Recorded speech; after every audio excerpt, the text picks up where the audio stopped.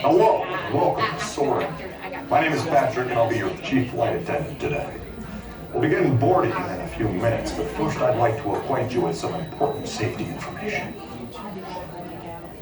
When the doors to your flight open, please take a seat and store all carry-on items in the underseat compartment. This includes cameras, purses, hats, and of course, these little beauties.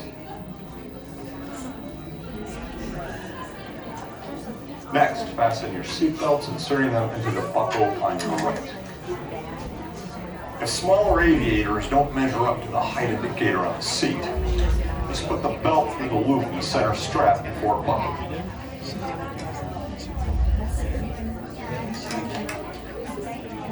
That's where it fell. Soon you will be airborne. So if you or your little aviators have a fear of flying or of heights, you might want to wait for your party at the arrival. Okay, let's review. That is seatbelt, carry-on item, safety strap, fear of heights, keep your hands and arms inside at all times. Anything else? Yeah. Have a nice day.